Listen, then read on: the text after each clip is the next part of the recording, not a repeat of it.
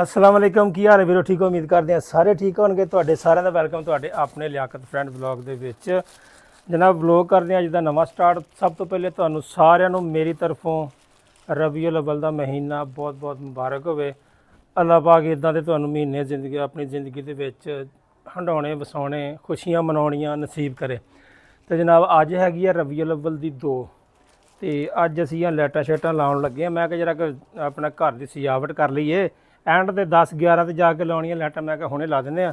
ਪਲਾਸ ਵਗੈਰਾ ਲੈ ਲਿਆ ਤੇ ਜਨਾਬ ਇਹ ਆ ਗਈਆਂ ਸਾਡੀਆਂ ਲਾਈਟਾਂ ਜਿਹੜੀਆਂ ਮਈਓ ਦਿਨ ਥੱਲਿਓਂ ਲੈ ਕੇ ਆਇਆ ਸੀ। ਇਹ ਅਸੀਂ ਨਾ ਤਕਰੀਬਨ ਹਰ ਸਾਲ ਹੀ ਨਾ ਸਾਂਭ ਕੇ ਰੱਖ ਲਈਆਂ। ਇਹ ਦੇਖੋ ਦਿਖਾਓ ਜਰਾ। ਇਹ ਆ ਗਈਆਂ ਸਾਡੀਆਂ ਲਾਈਟਾਂ ਦੇ ਨਾਲ ਸਾਡੇ ਕੋਲ ਆ ਗਈ ਇੱਕ ਤਾਰਾਂ ਤੂਰਾਂ ਹਰ ਸ਼ਾਇਦ ਸਾਡਾ ਓਕੇ ਆ। ਹੁਣ ਅਸੀਂ ਚੱਲਦੇ ਹਾਂ ਤੇ ਕੰਮ ਕਰਦੇ ਹਾਂ ਸਟਾਰਟ।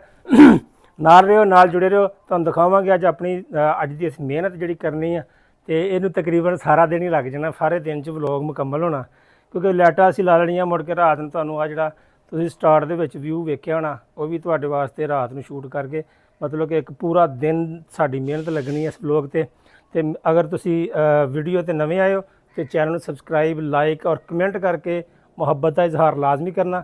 ਚੱਲਦੇ ਹਾਂ ਜਨਾਬ ਉੱਤੇ ਤੇ ਚੱਲ ਕੇ ਕਰਦੇ ਹਾਂ ਲਾਈਟਾਂ ਸਟਾਰਟ। ਠੀਕ ਹੋ ਗਿਆ ਓਕੇ।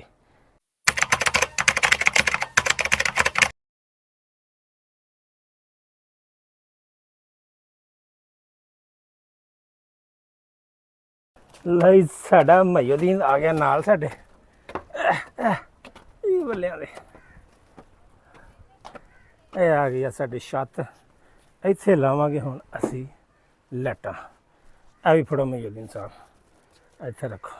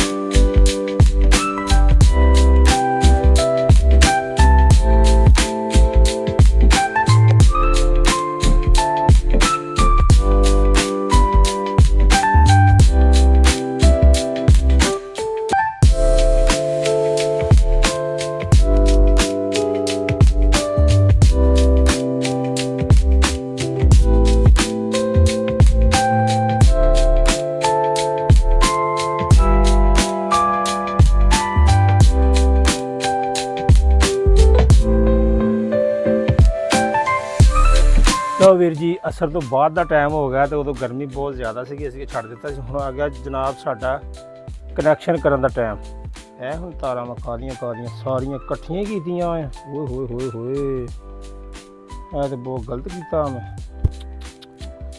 ਤਾਰਾਂ ਸਾਡੀਆਂ ਫਸ ਗਈਆਂ ਤੇ ਜਦੋਂ ਅਸੀਂ ਦਰਅਸਲ ਲਪੇਟੀਆਂ ਨਾ ਉਦੋਂ ਕਿਤੇ ਇਕੱਠੀਆਂ ਹੀ ਇੱਦਾਂ ਲਪੇਟ ਦਿੱਤੀਆਂ ਜਿਹੜੀਆਂ ਕਿ ਨਸੀ ਲਪੇਟਣੀਆਂ ਚਾਹੀਦੀਆਂ ਸਨ। ਡਬਲ ਤਾਰ ਆ, ਕਿਉਂਕਿ ਇਹ ਡਬਲ ਤਾਰ ਇਸ ਵਾਸਤੇ ਆ ਕਿ ਅਸੀਂ ਲਾਉਣਾ ਸੀ ਫਲੈਸ਼ਰ ਲਾਉਣਾ ਸੀਗਾ ਤੇ ਉਹਦੇ ਵਾਸਤੇ ਡਬਲ ਟ੍ਰਿਪਲ ਤਾਰ ਪਾਉਣੀ ਪੈਂਦੀ ਹੁੰਦੀ ਹੈ। ਤੇ ਐਰਕੀ ਅਸੀਂ ਫਲੈਸ਼ਰ ਨਹੀਂ ਲਾਉਣਾ। ਤੇ ਕਮੈਂਟ ਕਰਕੇ ਦੱਸਣਾ ਫਲੈਸ਼ਰ ਤੋਂ ਬਗੈਰ ਠੀਕ ਰਹੇਗਾ। ਜੇ ਠੀਕ ਰਹੇਗਾ ਤਾਂ ਠੀਕ ਆ, ਨਹੀਂ ਤਾਂ ਫਿਰ ਸਵੇਰ ਨੂੰ ਫਲੈਸ਼ਰ ਲਾ ਦਿਆਂਗੇ। ਕੀ ਖਿਆਲ ਜੇ? ਲਾਜ਼ਮੀ ਦੱਸਣਾ ਜੇ ਕਮੈਂਟ ਕਰਕੇ ਵੀਰੋ। ਓਕੇ ਜੀ, ਸ਼ੁਰੂ ਕਰਦੇ ਹਾਂ ਆਪਣਾ ਕੰਮ।